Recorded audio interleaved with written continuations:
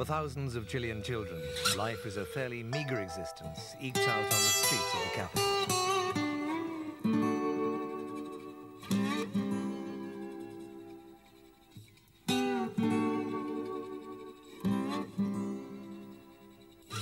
They pass like shadows through an adult world that hardly seems to notice them. That is, for much of the time. Carlos, only 12 years old, talks of friends sexually abused. Others have turned to prostitution and drug abuse. Largely ignored by society in the past. Adults have bequeathed them something else. AIDS. Some 400 cases of AIDS have been reported in Chile. However, the figure is climbing steadily and hides the true incidence of the human immunodeficiency virus, or H.I.V. It is that, in many ways, which is more important. Transfusion blood has been screened in Chile since 1987. It's all part of a $4 million scheme to introduce AIDS prevention into established health programs.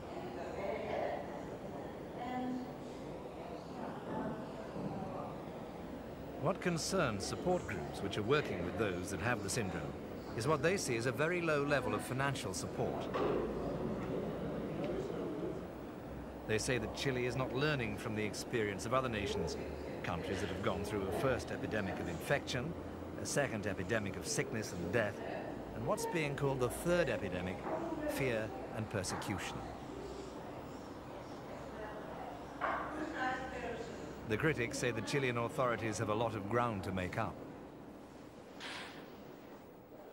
The response officially, I would say, has been miserably late, miserably little, and miserable in general. Tim Frasca of the Chilean Anti-Aids Corporation. The only thing that they were left with was to mount a moral campaign and with images of the perfect family, the man, the woman, happily married and sexually loyal to each other, so that and present that as a model to be followed by everyone, and that would be the solution to AIDS. Of course, people who are following that model are not in danger of getting AIDS. So those people who were outside of it still had no information about really how to prevent it, and the only option they were given was stop being who you are and stop doing what you do.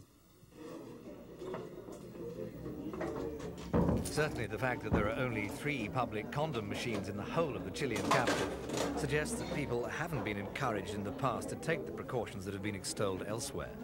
But then, on this matter, there's another important issue involved.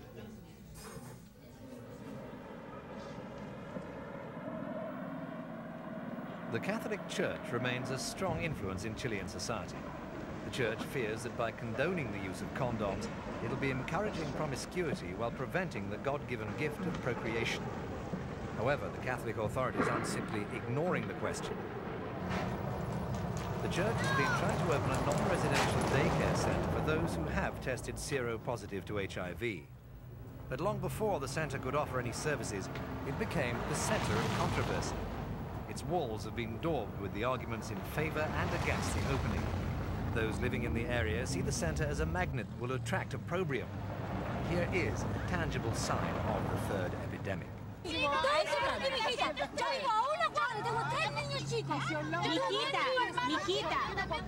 the argument has developed between local residents and school children, adults fearing an influx of what they see as moral degenerates, youngsters talking with a compassion and understanding beyond their years.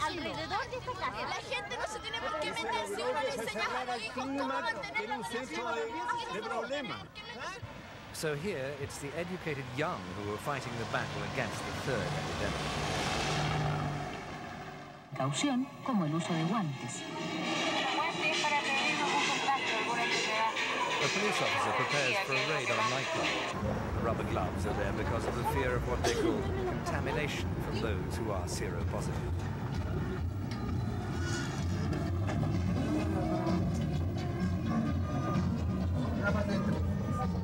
The police are looking for teenagers who have become involved in prostitution rackets.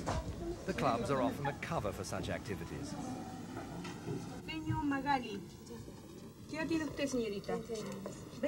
Customers and staff alike will be asked to prove their identity and age.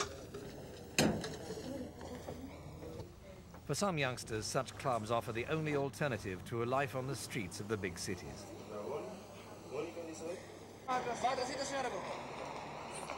Any who fail to answer the question satisfactorily are taken to the police station.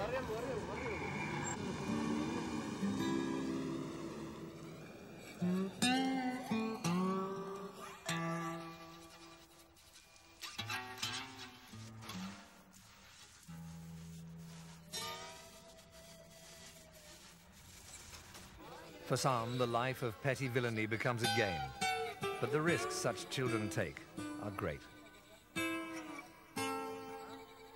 Shadows created by the bright light of what seems an exciting life just disappear when the source of that light just moves away.